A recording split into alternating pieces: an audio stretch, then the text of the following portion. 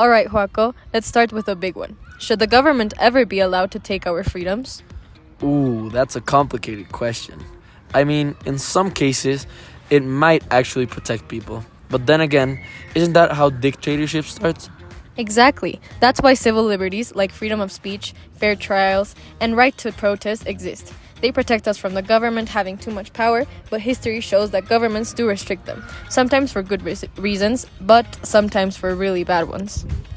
So today, we're ranking 8 historical cases from most justified to completely unjustified. And I already know we're gonna argue on a few of these. Oh, no doubt. Let's get into it. Before we rank these, let's talk about why governments restrict freedoms in the first place.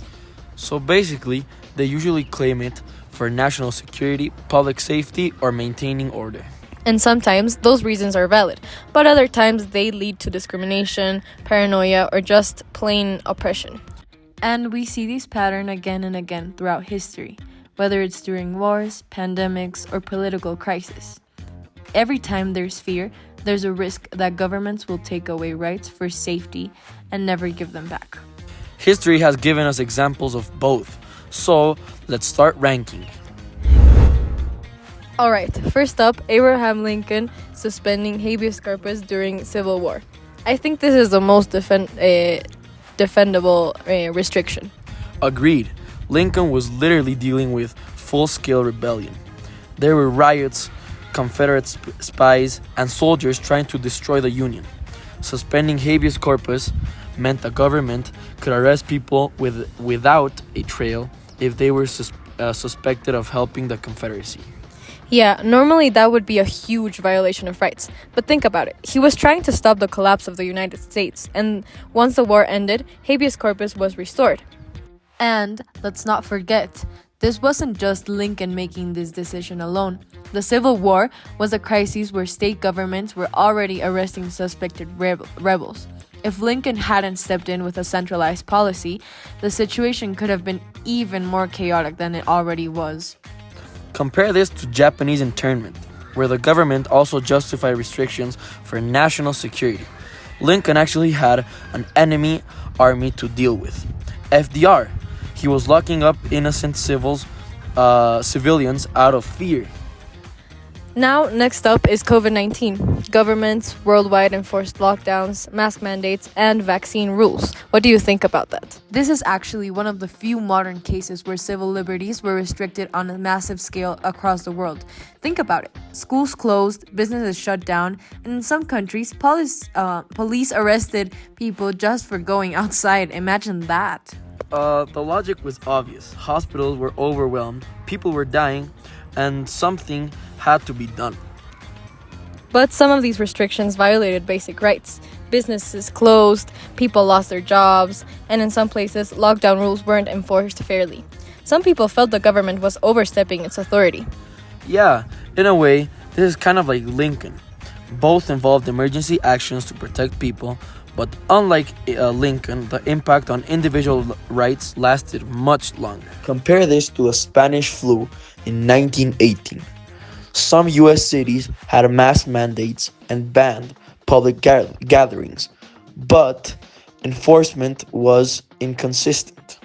During COVID-19, governments had way more tools to enforce rules like digital tracking. So, is that a good thing or just a new way for governments to control people? Now we're getting into some pretty bad ones. Japanese internment during World War II. This was just racist. After Pearl Harbor, the US government forced 120,000 Japanese Americans into internment camps with no proof that they were spies.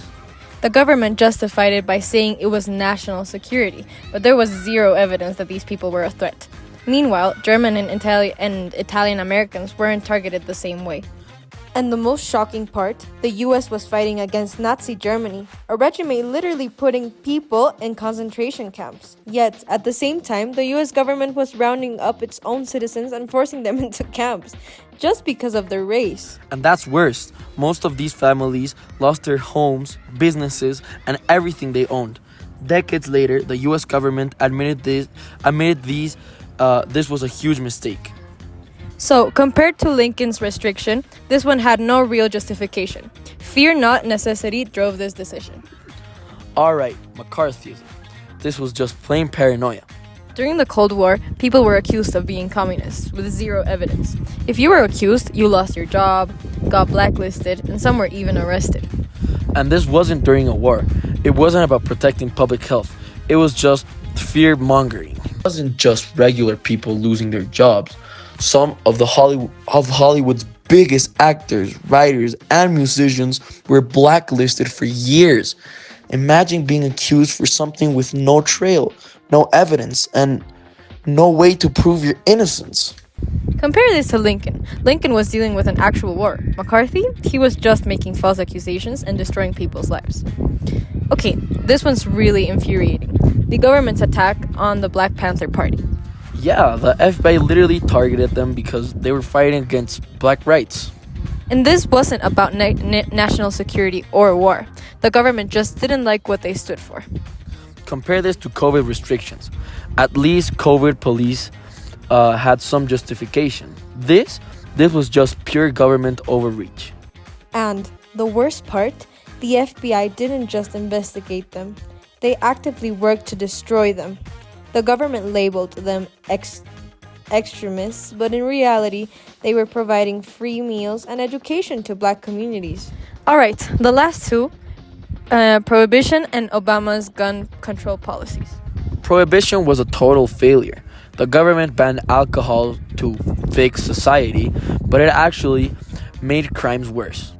Prohibition is a perfect example of what happens when the government oversteps.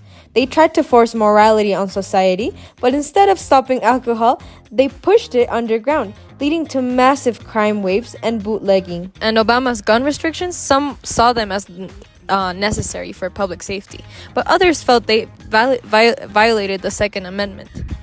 Unlike Black Panther case, though gun control had an actual debate behind it, prohibition, that was just bad policy. So, what did we learn, Joaco? Governments restricts freedoms for different reasons, but the biggest factor is actually fear. Whether it's fear of war, disease, crime, or political opposition, and sometimes those fears are real, but other times they just lead to injustice. Sometimes that fear is justified, like Lincoln trying to save the Union, but sometimes, like McCarthyism, it just leads to paranoia and injustice. Yeah, and looking at all these cases, there's patterns. When rights are taken away in a true emergency, like during Lincoln's presidency, there's at least a reason.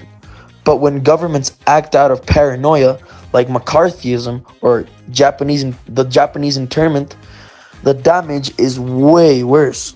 And history shows that once freedoms are taken away, they are hard to get back. Which is why we have to be careful when governments say it's for your safety. Are we actually being protected, or are we just giving up our rights out of fear? So next time the government says we need to take away the rights for safety, we should ask, is it actually necessary? Are we making a temporary sacrifice for the greater good? Or are we letting fear take away our freedoms for good? That's it for today's episode. Thank you for listening. And remember, know your history, question everything, and don't be afraid to stand up for your rights. See you next time.